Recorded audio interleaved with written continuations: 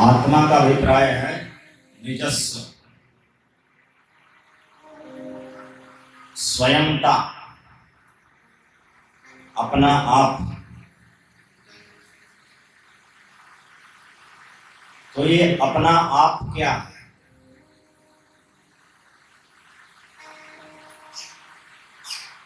वास्तव में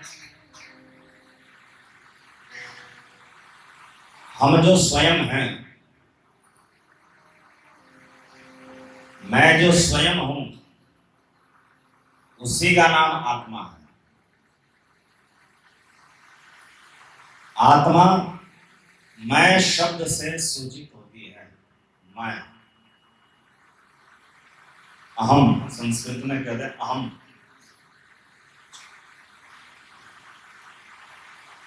तो जब हम कहते हैं मैं,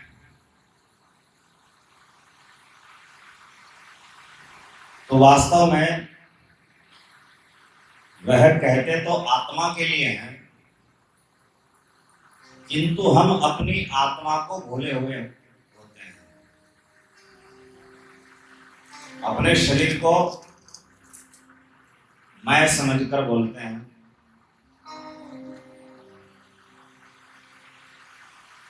और कई लोग तो मैं शब्द का अर्थ एक विकार के रूप में लेते हैं, जिसे अहंकार कहते हैं। अहंकार, तो ये अहंकार भी अहम से बना है। अहम माने मैं, अहंकार अर्थात मैं का विस्तार। तो अहंकार आत्मा नहीं है। अहंकार का तात्पर्य है जब हम अपनी आत्मा को भूलकर शरीर को आत्मा मान बैठे, तो इस स्थिति का नाम अहंकार है।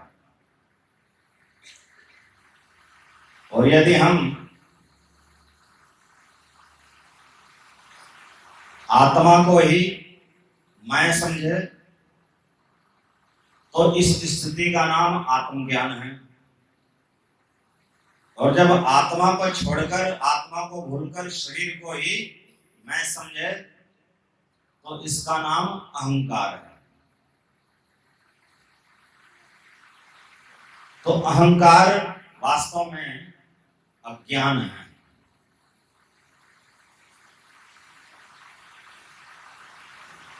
और ज्ञान क्या है? अपनी आत्मा को मैं समझना ही ज्ञान है। और शरीर को मैं समझना ही अज्ञान है।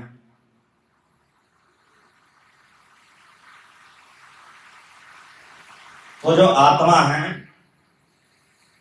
वो मैं वाचक है, अहम वाचक है, हमसे सूचित होती है।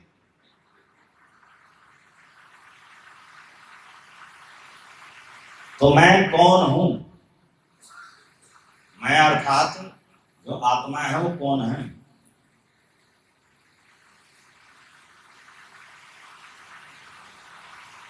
क्या मैं ये हाथ हूं? क्या मैं पैर हूं? क्या मैं सिर हूं? तो आप कहेंगे नहीं नहीं, ये हाथ, पैर और सिर तो मेरे हैं। मेरे हाथ, मेरे पैर, मेरा सिर। तो मेरा, मेरी शब्द जो है वो आत्मा के वाचक नहीं है, आत्मा को सूचित नहीं करते, अनात्मा को करते हैं। जो आत्मा नहीं है उसके लिए मेरा, मेरी शब्द का प्रयोग होता है। और जो आत्मा है उसके लिए मैं शब्द का प्रयोग होता है। तो इसे कहते हैं आत्म अनात्म विवेक। जो अनात्म है उसको मैं नहीं मानना, और जो आत्मा है उसको मैं मानना। तो इस आत्म अनात्म विवेक का नाम ही आत्मज्ञान है। इस आत्मज्ञान का परिचय भगवद गीता में भगवान श्री कृष्ण ने दूसरे अध्याय में प्रदान किया है। तो वहां पर श्री कृष्ण बताते हैं कि जो शरीर है ये मैं नहीं है, शरीर तो मेरा है। तो कई बार लोग कहते सुने जाएंगे कि आज मेरी बॉडी में बड़ा पेन है। तो मेरी बॉडी मतलब मेरे शरीर में दर्द है, तो मुझ में दर्द है ऐसा तो कोई नहीं कहता। मेरे शरीर में दर्द है, तो शरीर मेरा है, शरीर मैं नहीं। तो क्या मैं मन हूं? क्या मैं बुद्धि हूं? तो मन भी मैं नहीं हूं, मन भी मेरा है, बुद्धि मेरी है। मन मेरा है, बुद्धि मेरी है, तो ये भी अनात्म वस्तु है, आत्म वस्तु नहीं है।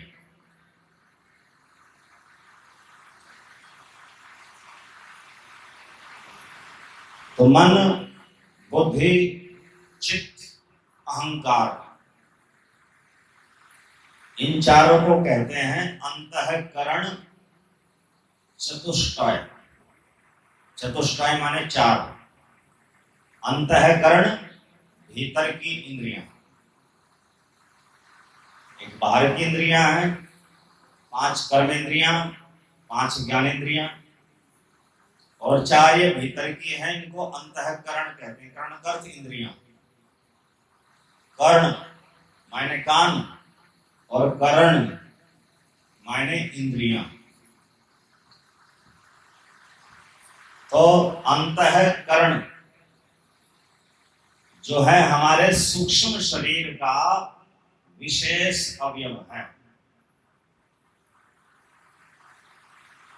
जो शरीर जन्म लेता है और जिस शरीर का विनाश हो जाता, मृत्यु हो जाती है, उस शरीर को कहते हैं स्थूल शरीर।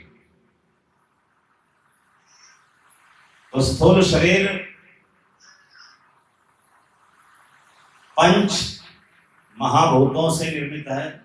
पृथ्वी, जल, अग्नि, वायु, आकाश। इसमें 5 स्थूल कर्मेंद्रियां होती हैं। हाथ, पैर, मुख, मूत्र द्वार, मल द्वार। 5 ज्ञानेंद्रियां होती हैं। आंख, नाक, कान, जिह्वा और त्वचा। तो जो कर्मेंद्रियां हैं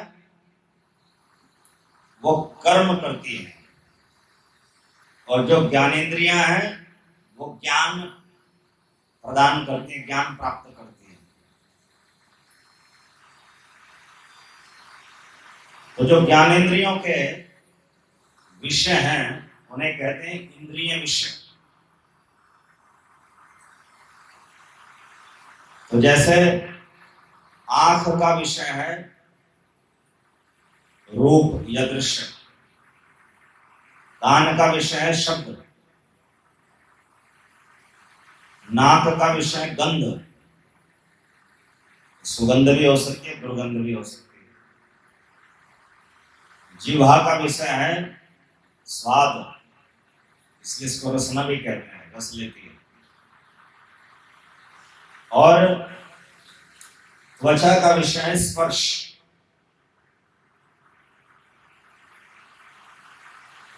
तो हमारे स्थूल शरीर में 5 महाभूत, 5 स्थूल कर्मेंद्रियां, 5 स्थूल ज्ञानेंद्रियां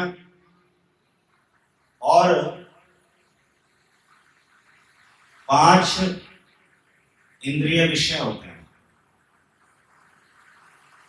तो ये हुए 20 तत्व।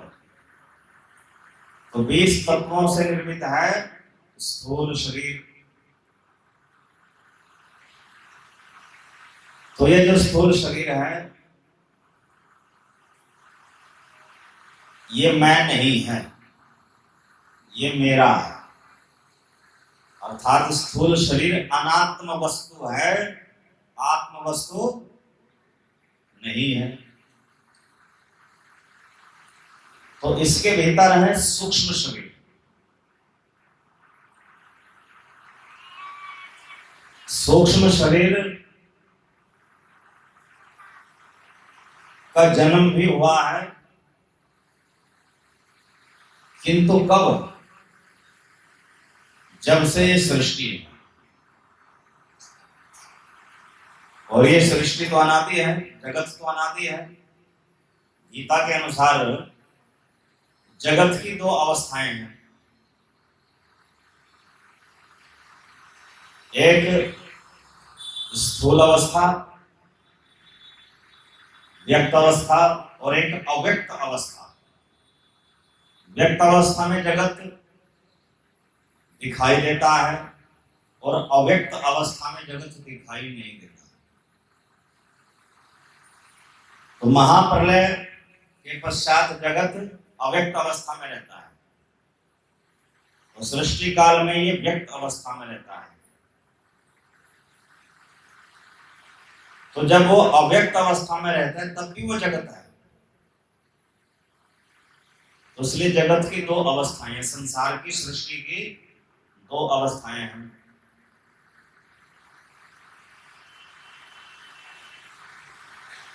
तो ये जगत अनादिकाल से है। ठीक है, जो व्यक्त अवस्था का जगत है उसका काल निर्धारित कर सकते हैं, किंतु जो अव्यक्त अवस्था का है उसका काल कैसे निर्धारित करेंगे? उस समय तो काल भी निष्क्रिय होता है। अव्यक्त अवस्था से पहले फिर व्यक्त अवस्था होती है। महाप्रलय से पहले सृष्टि होती है, उस सृष्टि से पहले महाप्रलय होती है, उस महाप्रलय से भी पहले सृष्टि थी, उस सृष्टि से पहले महाप्रलय थी। तो कब से ये जगत चल रहा है इसकी कोई तिथि निर्धारित नहीं कर सकता, इसलिए जगत को अनादि कह दिया जाता है। तो जब से जगत है तभी से हमारा सूक्ष्म शरीर है, उसी रूप में जिस रूप में सदा से है वो, अनादिकाल से, तभी से। स्थूल शरीर जो है मृत्यु के बाद नष्ट हो जाता है और फिर नया शरीर प्राप्त होता है। तो स्थूल शरीर एक सीमित अवधि के लिए प्राप्त होता है। स्थूल शरीरों की संख्या 84 लाख होती है। जल जान लक्षाणी 9 लाख तरह के होते हैं जो जल के भीतर जीवित रह सकते हैं। स्थावराणाम लक्ष्मीशति 20 लाख तरह के होते हैं जो स्थावर हैं, एक स्थान पर खड़े हुए, पेड़ पौधे आदि। कृमि और रुद्र संख्या का,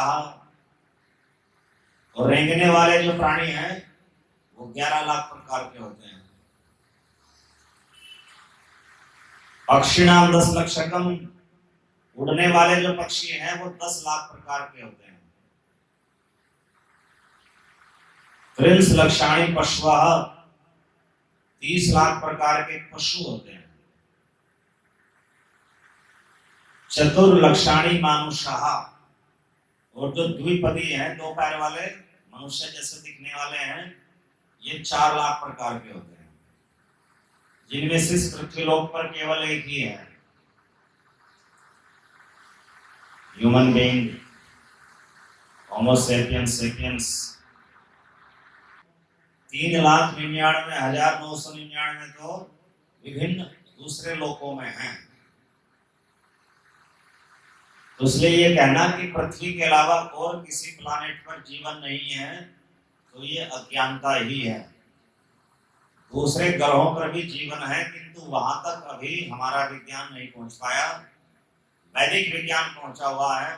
वैदिक शास्त्रों के अनुसार पूरे ब्रह्मांड में 14 ऐसे लोक हैं जहां पर जीवन है, और मनुष्य से भी हाई लेवल का, उच्च स्तर का जीवन है। तो देव योनि, गंधर्व योनि, यक्ष योनि, ये विभिन्न प्रकार की प्रजातियां हैं जिनके पास जन्मजात सिद्धियां होती हैं। वो विभिन्न प्रकार के अन्य लोकों में हैं। यहाँ तक कि उरग, एक योनि है उरग, दिव्य नाग, जो पाताल लोकों में रहते हैं। वो जब मन करे देवता बन जाते हैं, जब मन करे नाग जैसे हो जाते हैं, जैसे अनंत शेष नाग, नागराज, वासुकी, कालिया।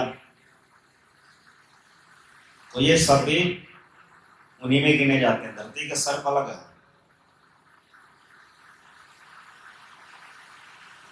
तो ब्रह्मांड में 14 लोक हैं जिन पर जीवन है। तो ये 84 लाख प्रकार के स्थूल शरीर होते हैं। तो एक प्रकार का स्थूल शरीर प्राप्त होने के बाद दूसरे तरह का मिल जाता है, फिर तीसरे तरह का मिल जाता है। ऑटोमेटिक सिस्टम है। जिस जीवात्मा ने मानव जीवन प्राप्त करके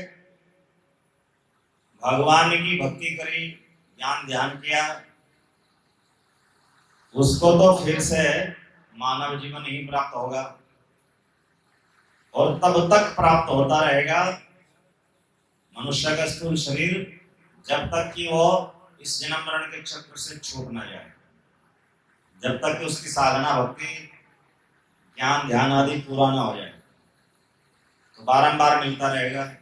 और जिसने मानव जीवन प्राप्त करके अध्यात्म के पथ पर एक कदम भी नहीं बढ़ाया, उसको फिर ये मानव जीवन नहीं मिलता। भागवत के अनुसार भगवान कपिल कहते हैं माता देवहूति को कि जिस व्यक्ति ने मानव जीवन प्राप्त करके, मानव तन प्राप्त करके भगवान की भक्ति नहीं करी, वो फिर 80 लाख शरीरों को कर्म से पार करके तब मानव जीवन प्राप्त करता है। मानव जीवन से उसकी आत्मा इस चक्र से गुजरेगी। जलजानम लक्षाणी स्थावराणाम लक्ष्मी सती पक्ष कृमि और रुद्र संख्या का पक्षिणाम 10 लक्षकम त्रिंश लक्षाणी पशु। तो ऐसे क्रम से होता हुआ अरबों वर्षों के बाद उसको फिर से अवसर मिलेगा, फिर से मनुष्य का स्थूल शरीर मिलेगा। और यदि फिर भी उसने उस मानव शरीर का सदुपयोग नहीं किया, तो फिर से उसको उसी जन्म मरण के चक्र में, 84 के चक्र में घुमा दिया जाएगा। तो ये प्रकृति का नियम है। तो स्थूल शरीर 84 लाख तरह के हैं, उनमें से एक मनुष्य शरीर है जो सर्वश्रेष्ठ है।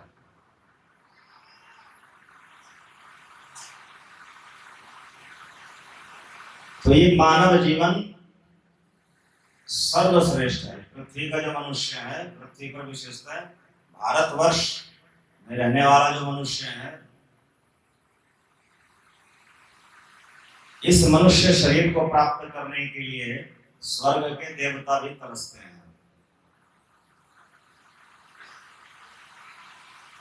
बड़े भाग मानुष तन पावा, सुर दुर्लभ सब ग्रंथन गावा। श्री राम श्री राम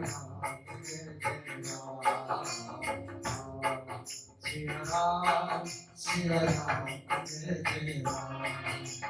Oh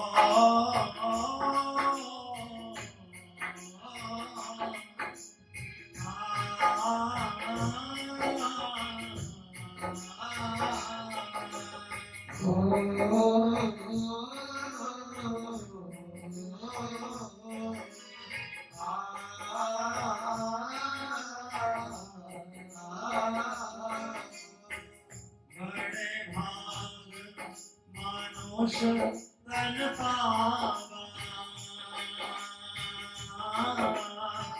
सुर दुर्लभ सब ग्रंथन गावा।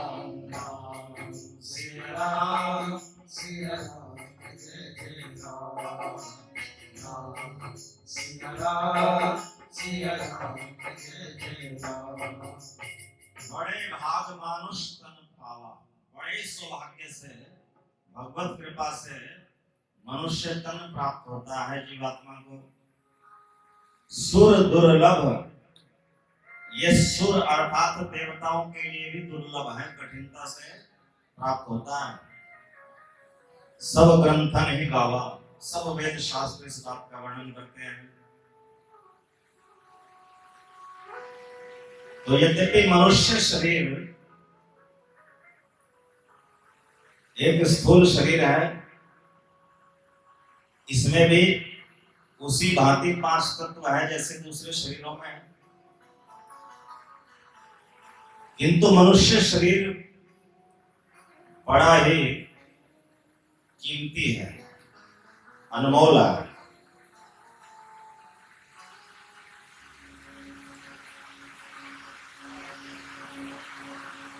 कौमार आचरेत प्राज्ञा, धर्मान भागवतानि, दुर्लभम मानुषम जन्म, तदप्य ध्रुवम अर्थदम। भक्त प्रहलाद जी अपने सहपाठियों को कहते हैं गुरुकुल में, कौमार आश्रित प्राज्ञ धर्मान भागवतान, इस मनुष्य लोक में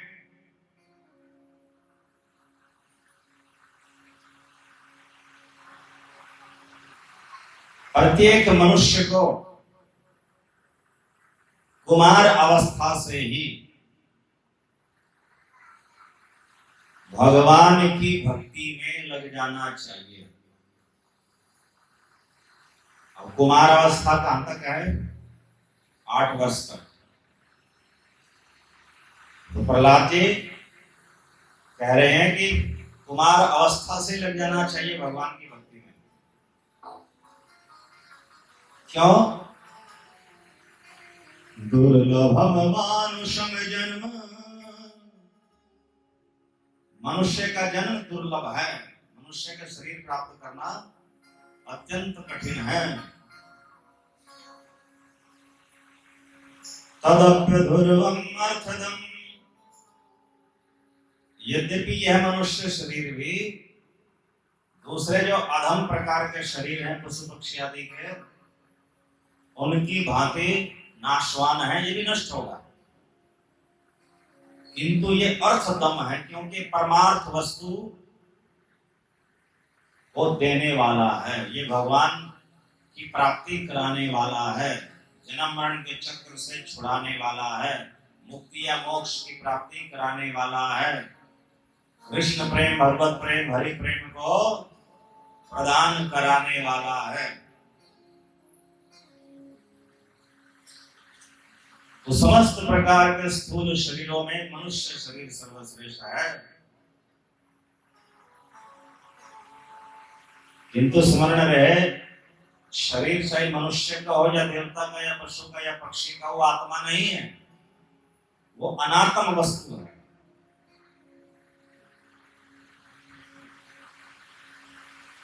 और इसके भीतर दूसरे प्रकार का शरीर होता है, उसका नाम है सूक्ष्म शरीर। तो स्थूल शरीर तो जन्म लेता है मां के गर्भ से और मृत्यु के समय नष्ट हो जाता है, ये छोड़ना पड़ता है। सूक्ष्म शरीर ऐसा शरीर है जो इस शरीर के नष्ट होने पर भी नष्ट नहीं होता, वह आत्मा के साथ साथ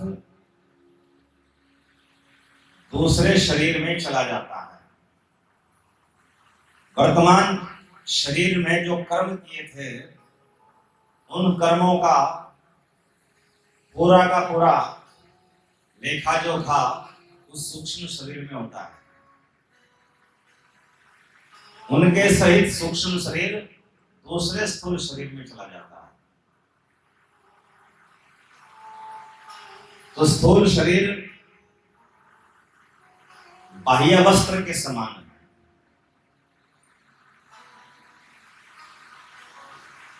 और सूक्ष्म शरीर अंतः वस्त्र के समान है। किंतु सूक्ष्म शरीर एक बार उत्पन्न हुआ है।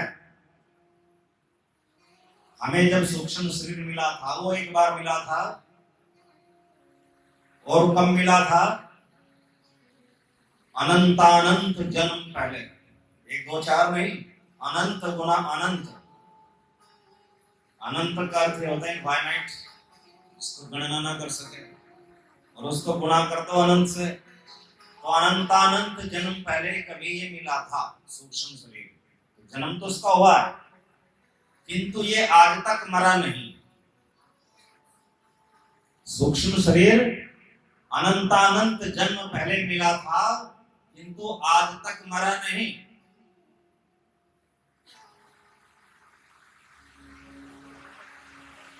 किंतु यह मर सकता है, अपने आप नहीं मर सकता, इसको मारना पड़ता है। इस सूक्ष्म शरीर को मारना ही मोक्ष कहलाता है। और स्थूल शरीर तो मर जाता है अपने आप ही। स्थूल शरीर तो स्वयं ही मरता है, सूक्ष्म शरीर को मारना पड़ता है। तो सूक्ष्म शरीर को जो मारने में लग जाते हैं वो कहलाते हैं अध्यात्म के पथिक। अध्यात्म पथ के पथिक। अध्यात्म पथ तीन तरह का है, ज्ञान मार्ग, ध्यान मार्ग और भक्ति मार्ग। ये अध्यात्म के तीन मार्ग हैं। किंतु जो कर्म मार्ग है वो अध्यात्म नहीं, वो भौतिक है। और इस संसार में हम अनंतानंत जन्मों से कर्म मार्ग में ही भटके हुए हैं। ये कर्म मार्ग ही हमारे बारंबार जन्म मरण का कारण है।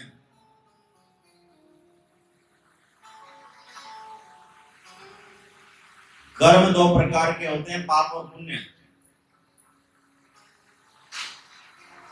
पाप कर्म का फल होता है दुख, और पुण्य कर्म का फल होता है सुख। तो व्यक्ति कर्म तो करता है सुख प्राप्ति के लिए, किंतु वह कर्म मर्यादा का अतिक्रमण भी कर देता है, उल्लंघन भी कर देता है। तो जब वह कर्म की मर्यादा, कर्म की सीमा का उल्लंघन कर देता है, तो उसी का नाम पाप कर्म हो जाता है, विकर्म। तो पुण्य कर्म के परिणाम स्वरूप सुख की प्राप्ति सुनिश्चित होती है, और पाप कर्म के फल स्वरूप दुख की। ये कर्म ही, पाप और पुण्य कर्म ही पुनर्जन्म का कारण होते हैं, पुनः स्थूल शरीर की प्राप्ति का कारण बनते हैं। अब अज्ञानता में मनुष्य पुण्य कर्म यह सोच करके करता है कि उससे आत्मा का कल्याण हो जाएगा, किंतु वास्तविकता यह है कि पुण्य कर्म से आत्मा का कल्याण नहीं होता। पुण्य कर्म से केवल सुख की प्राप्ति होती है। वो सुख चाहे इस लोक का हो या परलोक का हो, इस जन्म का हो या अगले जन्म का हो। जब कोई पाप कर्म करता है तो वह पाप कर्म के बंधन में बंध जाता है, जिसके फलस्वरूप उसको जन्म लेना पड़ता है, संसार में दुख भोगने के लिए। जब कोई पुण्य कर्म करता है तो पुण्य कर्म के बंधन में बंध जाता है और फिर उसको जन्म लेना पड़ता है सुख भोगने के लिए। तो जिस तरह पाप कर्म बंधन है, आध्यात्मिकता में पुण्य कर्म को भी बंधन माना गया है।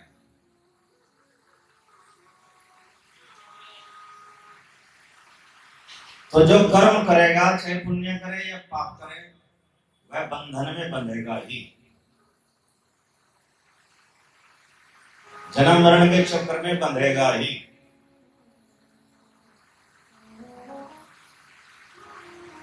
तो पाप कर्म भी एक जंजीर है और पुण्य कर्म भी एक जंजीर है। तो पाप कर्म को मानिए लोहे की जंजीर और पुण्य कर्म को मानिए सोने की जंजीर। किसी को जंजीर से बांध दिया लोहे की तो केवल बंधन है, और सोने की जंजीर से बांध दिया तो सम्मान पूर्वक बंधन है, उसका मान भी बढ़ गया साथ में।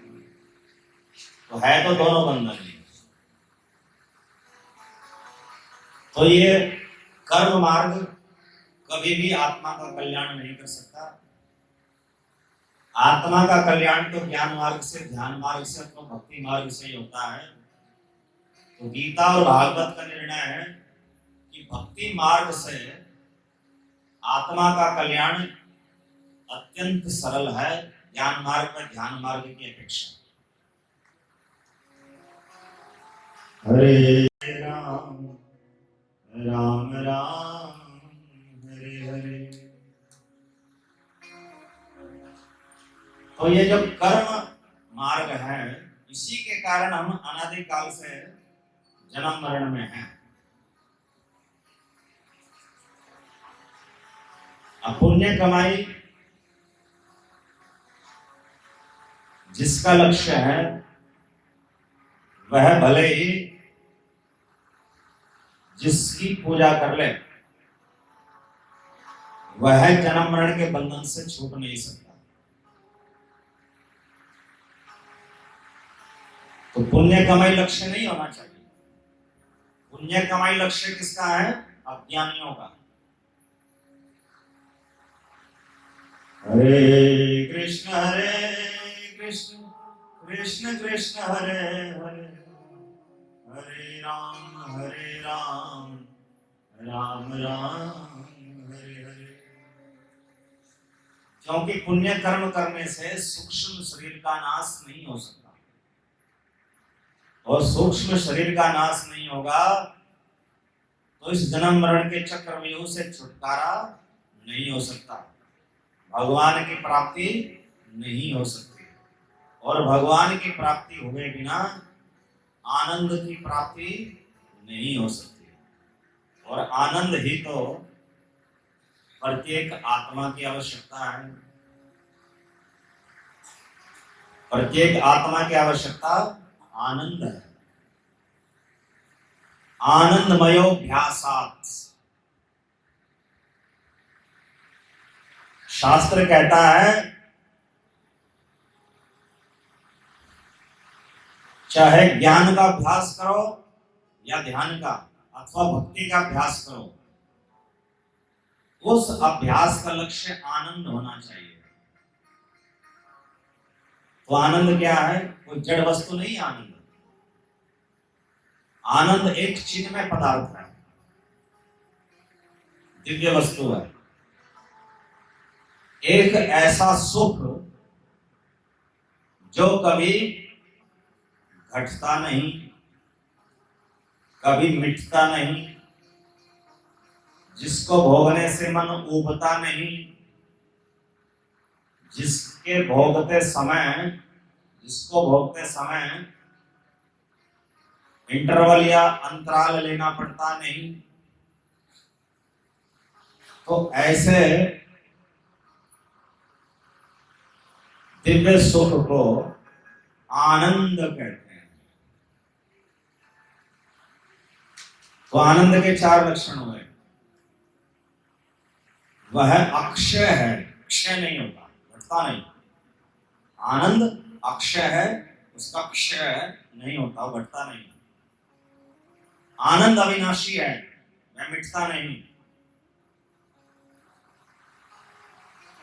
आनंद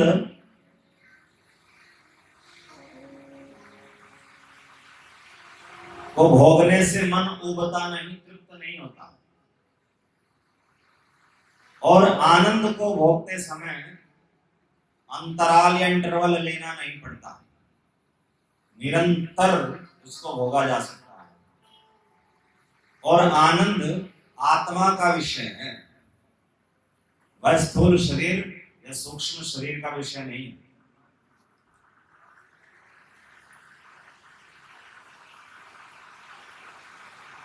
तो आनंद प्रत्येक आत्मा की आवश्यकता है। हरे कृष्ण कृष्ण कृष्ण हरे हरे, हरे राम राम राम हरे हरे।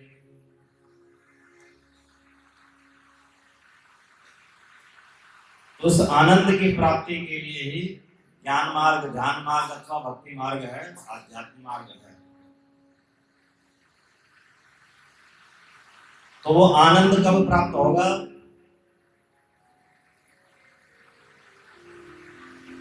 जब आत्मा परमात्मा के सन्निकट पहुंचेगी। तो आत्मा और परमात्मा के सन्निकट पहुंचने में सबसे बड़ी बाधा कौन है? सूक्ष्म शरीर। परमात्मा बहुत दूर नहीं है।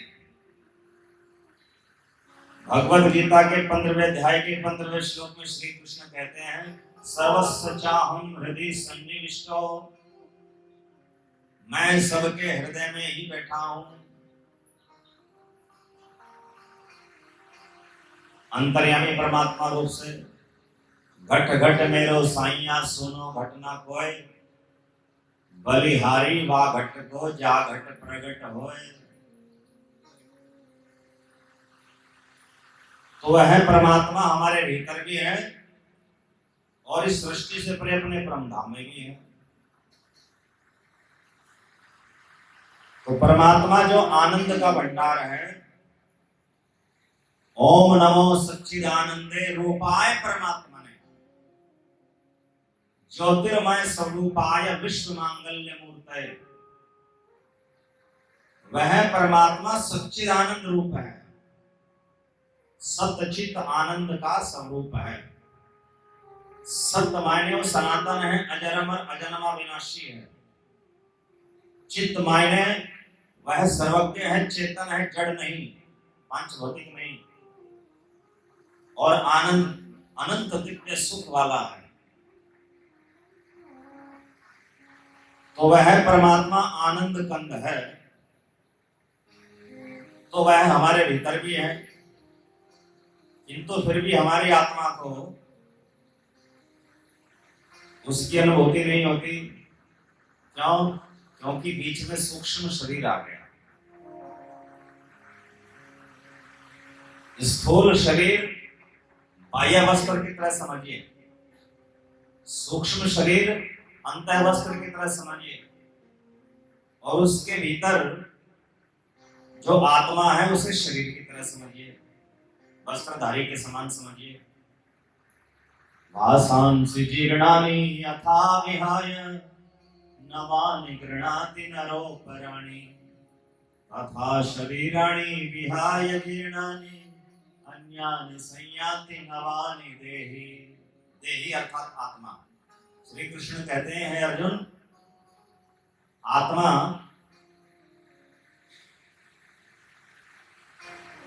पुराने और व्यर्थ के शरीरों को छोड़कर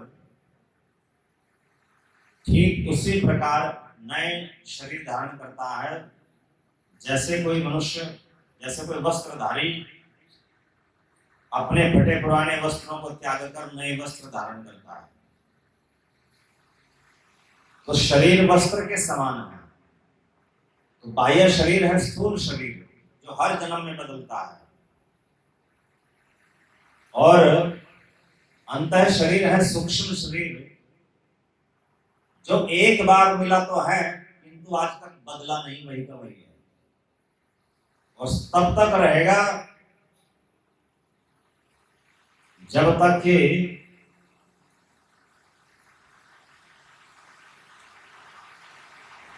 कोई व्यक्ति अध्यात्म के पथ पर चरम अवस्था तक न पहुंचे। तो जैसे अध्यात्म की चरम अवस्था में पहुंचेगा तो भगवत कृपा से वह सूक्ष्म शरीर नष्ट होगा मृत्यु के समय, और फिर उसके भीतर से आत्मा स्वतंत्र हो जाएगी। जो बद्ध है भीतर वो स्वतंत्र होगी, और उसी का नाम है मुक्ति, मोक्ष, साल्वेशन। हरे कृष्ण कृष्ण कृष्ण हरे हरे, हरे राम राम राम हरे हरे। एक दूसरे दृष्टांत से समझिए। एक तोता है, उस तोते को एक पिंजरे में बंद कर रखा है और पिंजरे सहित तोते को अलग अलग छोटी छोटी कोठरियों में बंद किया जाता है, ताला लगा दिया जाता है। और वे कोठरियां 1 2 4 नहीं, पूरे 84 लाख प्रकार की है। एक कोठरी में से उस तोते को निकालते, जब तोते को निकाला जाता तो पिंजरे सहित निकाला जाता, फिर दूसरे कोठरी में डाल दिया, फिर तीसरी कोठरी में डाल दिया, ऐसे बारी बारी से डाला जाता है। तो ये जो कोठरी है इसको समझिए स्थूल शरीर, जो 84 लाख प्रकार के बार बार बदलने होते हैं। और पिंजरा तो नहीं बदलता, पिंजरा वही है। तो सूक्ष्म शरीर इसी तरह बदलता नहीं है, और सूक्ष्म शरीर के भीतर है आत्मा। तो आत्मा को तोता समझिए। तो जब ये पिंजरा टूट जाएगा या पिंजरा खोल दिया जाएगा तब तोता स्वतंत्र होगा, आजाद होगा। तो हमारी आत्मा भी इस सूक्ष्म शरीर रूपी पिंजरे में कैद है। इसलिए भागवत में आत्मा को कहा गया है बद्ध जीव। क्या कहा गया है? बद्ध जीव। जीव क्यों कहा गया आत्मा को? क्योंकि आत्मा की उपस्थिति से ही शरीर जीवित रहता है। आत्मा शरीर से निकल जाए तो स्थूल शरीर मृत हो जाता है। तो आत्मा की उपस्थिति से ही जीवन है। इसलिए आत्मा का दूसरा नाम जीव भी है। तो ये जीव किसका अंश है, कहां से आया? भगवद गीता के 15वें अध्याय के 7वें श्लोक में श्री कृष्ण कहते हैं, ममैवांशो जीवलोके जीवभूतः सनातनः मनः षष्ठानीन्द्रियाणि प्रकृतिस्थानि कर्षति। इस जीवलोक में अर्थात इस संसार में, ब्रह्मांड में जितने भी जीवात्माएं हैं वो असंख्य हैं। जीवात्माएं असंख्य हैं। नित्यो नित्यानाम चेतनश्चेतनानाम एको बहुनाम जो विद्यार्थी कामान। उपनिषद भी कहती है कि वह परमात्मा एक है और जीवात्माएं अनेक हैं, असंख्य हैं।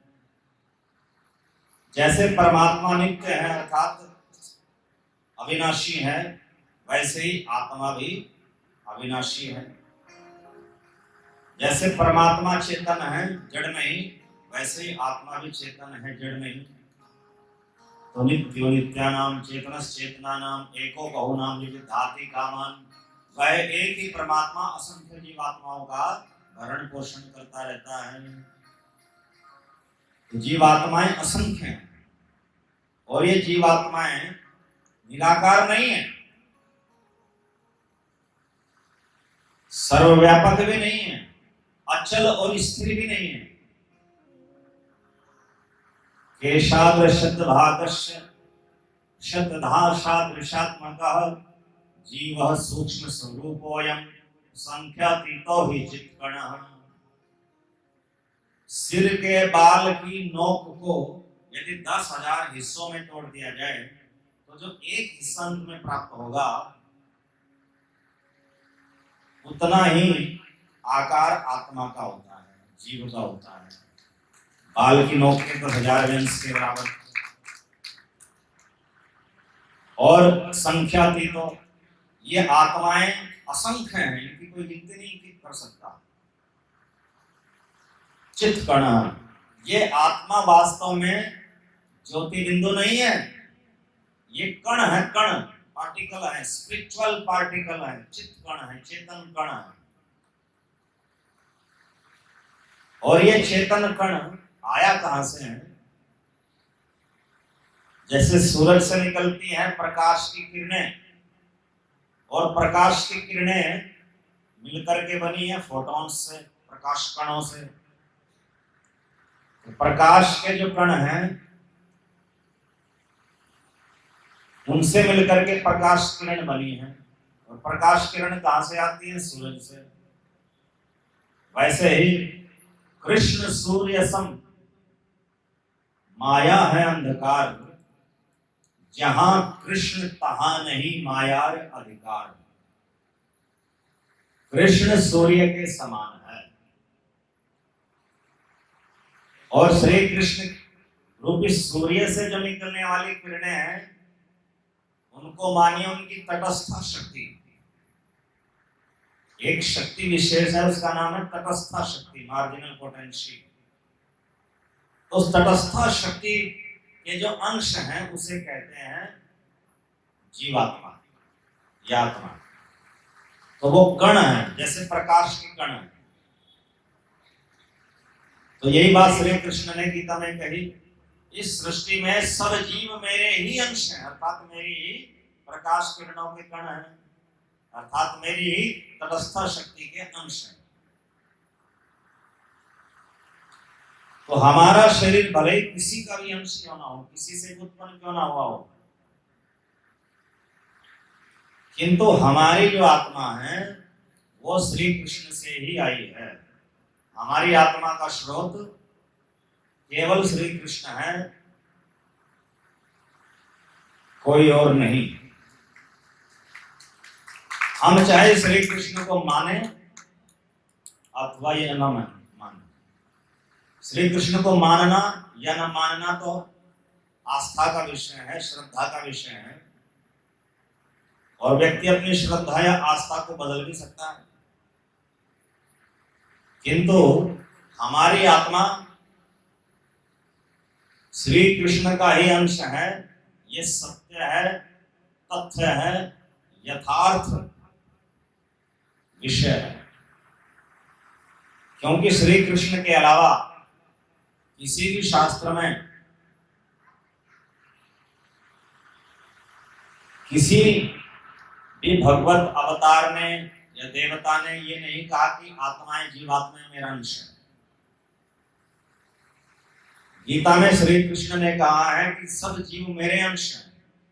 भागवत में भी श्री कृष्ण ने कहा है उद्धव जी को 11वें स्कंद में, ममांशस्य जीवस्य, सब जीव मेरे ही अंश हैं। तो वास्तव में जो परम पिता परमात्मा परम ब्रह्म भगवान हैं वो श्री कृष्ण ही है, चाहे हम माने अथवा ना माने। और हमारी आत्मा उन्हीं का अंश है। ये गीता के वचन है जो कभी मिथ्या नहीं होते। गीता एक सनातन सत्य है जिसको झुठलाया नहीं जा सकता, जिसको बदला नहीं जा सकता। तो हमारी आत्मा श्री कृष्ण की ही तटस्थ शक्ति का अंश है। भगवान श्री चैतन्य महाप्रभु कहते हैं, कृष्णेर तटस्थ शक्ति भेदा भेद प्रकाश। जीव आत्मा श्री कृष्ण की तटस्थ शक्ति का अंश है। अर्थात इनडायरेक्टली श्री कृष्ण का ही अंश है। तो श्री कृष्ण का स्वरूप कैसा है, रूप कैसा है? सच्चिदानंद। सच्चिदानंद रूपाय विश्वोत्पत्त्यादि हेतवे तापत्रय विनाशाय श्री कृष्णाय वयं नमः। श्री कृष्ण का रूप सच्चिदानंद है। तो श्री कृष्ण है आनंद के भंडार। उनका शरीर वास्तव में पांच भौतिक तत्वों का नहीं बना, वो घनीभूत ठोस आनंद ही है। उनमें हाड़ मांस रक्त आदि नहीं होते। श्री कृष्ण के स्वरूप में नख से लेकर शिख तक आनंद ही आनंद है। सब अवतार सार शिरोमणि, सब अवतार सार शिरोमणि, केवल आनंद कंद, केवल आनंद। सब अवतार सार शिरोमणि, सब अवतार सार शिरोमणि, केवल आनंद कंद, केवल आनंद कंद।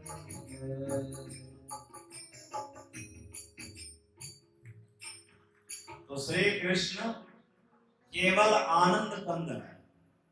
आनंद के अलावा उनके शरीर में कोई और तत्व है ही नहीं, कोई भौतिक तत्व है ही नहीं।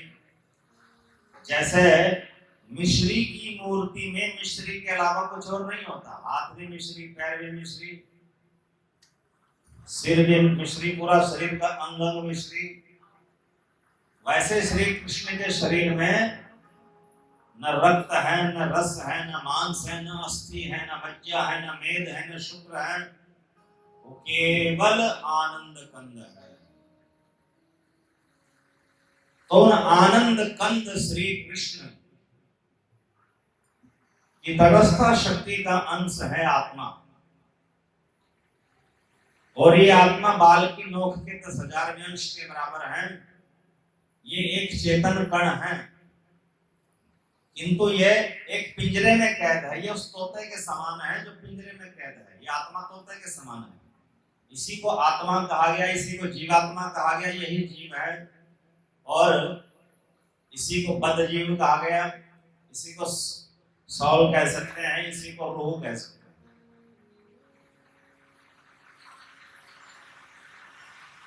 तो आत्मा कौन है? मैं आत्मा हूं।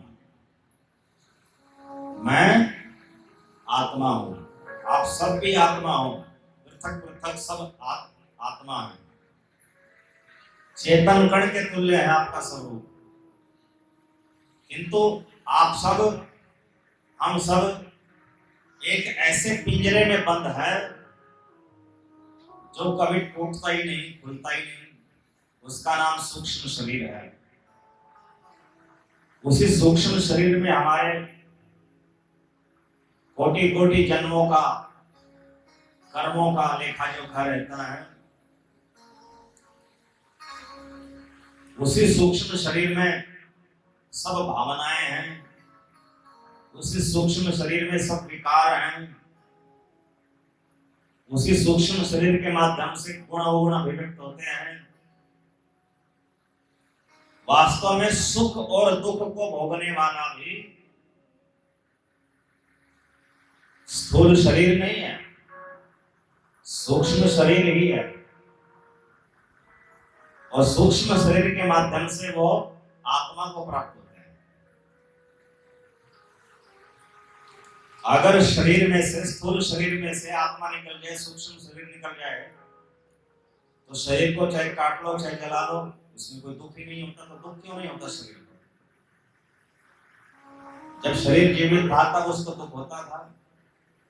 और वो शरीर अब सुख भी नहीं भोग सकता। तो सूक्ष्म शरीर के माध्यम से, स्थूल शरीर के माध्यम से आत्मा सुख दुख भोग रहा है, जिसका कारण सूक्ष्म शरीर है उन सब सुख और दुखों का। तो ये सूक्ष्म शरीर और स्थूल शरीर है अनात्म वस्तु, और जो चेतन कण श्री कृष्ण की तटस्थ शक्ति का अंश है वो है आत्म वस्तु, जो मैं हूं। तो मैं आत्मा हूं और शरीर मेरे वस्त्र के समान है। तो मैं वाचक आत्मा है और शरीर जो है वो मेरा वाचक है, मेरी वाचक है। तो इस संसार में जो कुछ भी मेरा मेरी नाम से जाना जाता है वह सब आत्मा नहीं है। वास्तव में मैं स्वयं ही आत्मा हूं, किंतु अज्ञानता के कारण मैं अपने आत्म स्वरूप को भूल गया हूं और मैंने अपने शरीर को ही मैं मान लिया। तो अपने शरीर को ही मैं मान लेना ये अज्ञानता है।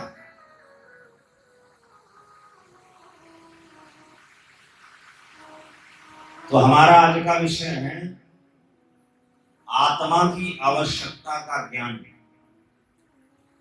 तो सबसे पहले आत्मा का ज्ञान। तो हम स्वयं क्या है? आत्मा है। और इस आत्मा की आवश्यकता क्या है? आत्मा गीता के अनुसार किसका अंश है? श्री कृष्ण का।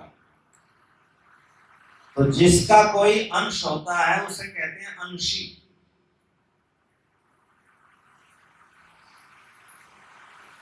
तो श्री कृष्ण है अंशी और आत्मा है अंश। तो अंश की आवश्यकता अंशी हुआ करता है। अंश सदा अंशी को चाहता है। अंश सदा अंशी की ओर आकर्षित होता है। यह स्वाभाविक है। जैसे दीपक की लौ, ये अग्नि का एक अंश है और साक्षात अग्नि का महापुंज कौन है? सूर्य। तो सूर्य हुआ अंशी और दीपक या कोई भी अग्नि जो है वो हुआ अंश। तो अग्नि किधर आकर्षित होती है? सूरज की ओर, ऊपर की ओर आकर्षित होती है। तो अंश अंशी की ओर आकर्षित होता है। मिट्टी का एक ढेला उठा करके हाथ में से छोड़ दे तो नीचे गिरेगा। नीचे क्या है? पृथ्वी। तो पृथ्वी है उस ढेले का अंशी और ढेला है अंश। तो अंश अंशी की ओर आकर्षित होता है, स्वाभाविक है। अर्थात अंश अंशी को चाहता है। तो जल, एक गिलास जल भरा है, उसको ऊपर उठा करके भूमि से छोड़ दो तो ऊपर नहीं जाएगा, नीचे जाएगा। क्यों? क्योंकि नीचे कौन है? सागर। सागर है अंशी, जो जल का स्रोत है। तो अंश जो है अंशी की ओर ही जाता, अंशी की ओर ही आकर्षित होता है। स्वाभाविक नियम है। तो उसी प्रकार आत्मा है अंश, जीव है अंश और श्री कृष्ण है अंशी। तो जीव आत्मा अंशी श्री कृष्ण की ओर ही आकर्षित होता है, अंशी श्री कृष्ण को ही चाहता है। किंतु अज्ञानता के कारण उसे ये नहीं पता कि श्री कृष्ण अंशी है। वास्तव में चाहता वो श्री कृष्ण को ही है। क्यों? क्योंकि श्री कृष्ण है आनंद कंद। और प्रत्येक जीवात्मा को क्या चाहिए? आनंद ही तो चाहिए।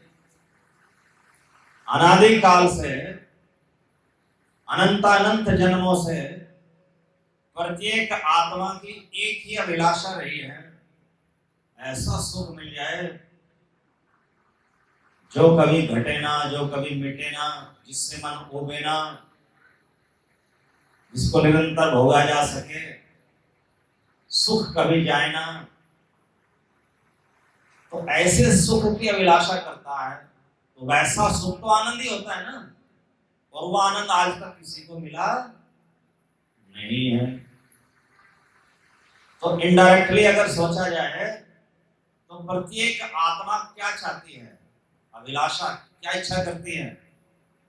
आनंद की ही अभिलाषा करती है, किंतु आनंद उसे मिला नहीं, क्योंकि उसका मार्ग अनुचित है। उसका मार्ग है कर्म मार्ग। कर्म मार्ग से आनंद नहीं मिलता। उसको ये नहीं पता कि आनंद मिलेगा कहाँ। वो संसार में, जगतवासियों में आनंद खोजता है, और वहां उसको आनंद मिलता नहीं, अंततः निराश होना पड़ता है। तो आनंद कहाँ मिलेगा इसका पता तो भगवत गीता बताएगी, इसका पता तो श्रीमद् भागवत महापुराण बताएगा, तो इसका पता तो वेद शास्त्र बताएंगे। तो सभी वैदिक शास्त्र कहते हैं कि आनंद का जो स्रोत है वो परम ब्रह्म परमेश्वर भगवान परमात्मा है। इसको गीता में कृष्ण कहा गया, भागवत में कृष्ण कहा गया है। जन्मित्रम परमानंदम पूर्णम ब्रह्म सनातनम। श्रीमद् भागवत महापुराण 10वां स्कंद 14वां अध्याय 32वां श्लोक। श्री ब्रह्मा जी कह रहे हैं कि श्री कृष्ण है पूर्ण ब्रह्म, पूर्ण परमेश्वर, और वो सनातन, अजर अमर अजन्मा विनाशी है। परमानंदम, वो आनंद नहीं, परमानंद का भंडार है। तो आनंद तो हर जीवात्मा को चाहिए, किंतु वह जगन्नाथ में न खोज करके जगत में खोजता है। तो जगन्नाथ है श्री कृष्ण। तो आनंद जगत में नहीं है, आनंद तो जगन्नाथ में है। तो जिसे ज्ञान हो जाता है वह जगन्नाथ में आनंद खोजता है, और जो अज्ञान में है वो जगत में आनंद खोजता है। तो जो जगत में आनंद खोजता है उसको सदा निराशा ही हाथ लगती है। इसलिए आज तक किसी को आनंद मिला ही नहीं जगत में। जिसको भी मिला है आनंद वो जगन्नाथ में मिला है। हरे कृष्ण कृष्ण कृष्ण हरे हरे, हरे राम राम राम हरे हरे। तो आत्मा है अंश और श्री कृष्ण है अंशी। तो जीव आत्मा श्री कृष्ण को नहीं चाहता, वो आनंद को चाहता है, वो सदा से चाह रहा है। उसकी आवश्यकता आनंद है, किंतु उसको ये नहीं पता कि आनंद कंद केवल श्री कृष्ण ही है। तो जब उसको ज्ञान हो जाएगा कि आनंद की प्राप्ति श्री कृष्ण की प्राप्ति में निहित है, फिर वह समझ जाएगा, वह जान जाएगा कि आत्मा की आवश्यकता श्री कृष्ण है। अंश की आवश्यकता अंशी होता है, आत्मा की आवश्यकता श्री कृष्ण है। क्योंकि हर आत्मा को आनंद चाहिए जो आज तक मिला नहीं, और वो आनंद मिलेगा कृष्ण में।